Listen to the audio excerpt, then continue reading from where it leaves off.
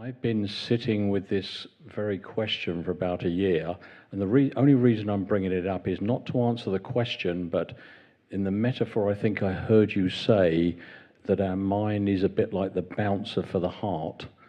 My mind is like Bruce Lee on steroids, stopping me going deeply into the experience of the heart on this one thing, and it's this. By the way, just to give Bernardo credit, it was Bernardo Castro that said that, not me. Yes. I agree with him, but it was Bernardo that said it. But sorry, carry on. So, as I reflect on what my experience is when I'm awake, of being aware of being aware, it has, as you described, peace and quiet joy, and it's something that I think I could do with more of this. If this is what eternity is like, I'm all in. But if I reflect on sleep as being aware of an absence of content, it feels to me that is more nihilistic, that would have no different experience to essentially nothing. So it feels like, no, I don't want that. So the only explanation I could come up with that would reconcile the two, and I'm asking for your thoughts on this, obviously not an affirmation, is that Bernardo said that some experiments have shown that actually being in deep sleep is not the, and I don't want to get this wrong, not the awareness of absence, but the lack of ability to remember that we felt the same in deep sleep as we feel now when we're awake, which is you can feel that peace and joy. Okay, I'm going to take another track. Why being aware feels like peace and joy in the waking state, but it feels more neutral in deep sleep? And because I think that's your question. And the reason that in the waking state is characterized by agitation of the mind and sorrow of the heart.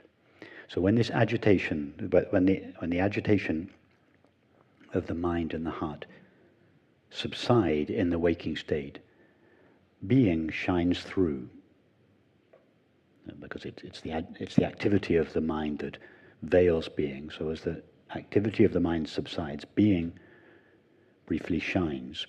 And in contrast to the previous agitation, we refer to being as peace. In contrast to the previous sorrow, we refer to being as happiness. And that's why we refer to the shining of being in the waking state as peace and happiness. But in deep sleep, we don't experience it as peace and happiness because there is no agitation and sorrow present to contrast it with. So deep sleep seems to be like neutral, whereas in the waking, a being is said to be neutral, colorless, formless, empty, and so on, which is true. In the waking state, we refer to it as peace and happiness. That both are true. Peace and happiness are just the name we give to being in the waking state, by contrast with the agitation and the sorrow that we normally feel in that state. But they're the same thing. Does that therefore mean that if we had a clearer experience, it's not the right word, but a clearer awareness of being aware, even in deep sleep, it would have a sense of quiet joy? It wouldn't have a sense of nothing. It's not that we're aware of being aware, or aware of, let's just call it the awareness of being.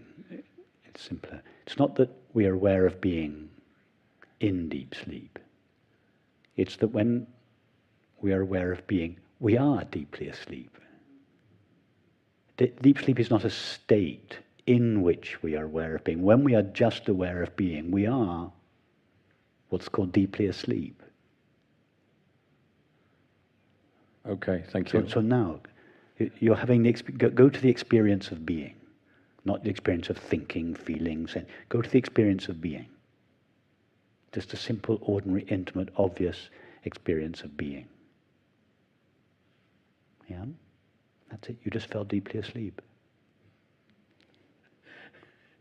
You see, deep sleep is not a state that alternates with the other two states, that we pass from the waking state into the dream state and from the dream state into deep sleep. If we believe that, then we have to postulate a fourth state, turiya consciousness. But that's only true. And then, if we postulate a fourth state that is different from the three states of waking, dreaming, and sleeping, then we're conceiving consciousness as a state. So then we have to conceive of a fifth state, turiyatita, beyond the fourth. And we go on. So, but it comes from a misunderstanding that deep sleep is a state that alternates with waking. No, deep sleep is just the shining of being all alone. And it's ever present. It's not a state. It doesn't come and go. When it colors itself, when it is colored by thinking and imagining, the entity that we seem to become as a result of this mixture of being with thinking and imagining, from the point of view of that entity, we are now in the dream state. And then being is further colored by sensing and perceiving. From the entity that we seem to become as a result of this mixture of being plus thinking, imagining, sensing and perceiving, we seem to enter a waking state. And from the point of view of the person we seem to be in the waking state, deep sleep is a state. It's not a state, it's just the ever-present background that's only referred to as a state in reference to the other two states of waking and dreaming. I'm not sure that was very clear. Was that no, clear? That's very helpful. Okay, I'm going to give you one more analogy for those, the artists rather than the philosophers amongst us. I'm going to say the same thing, but I'm going to give it to you in a visual representation to make it easier. So imagine a white circle. The white circle, the whole circle that represents reality, consciousness, being. It's just whole, perfect, complete, indivisible, no division. Now imagine you, to take a pen with, in the middle, you go up to 12 o'clock, and then you go down to 4 o'clock, and so you divide into two. You have a third, and you paint that third red.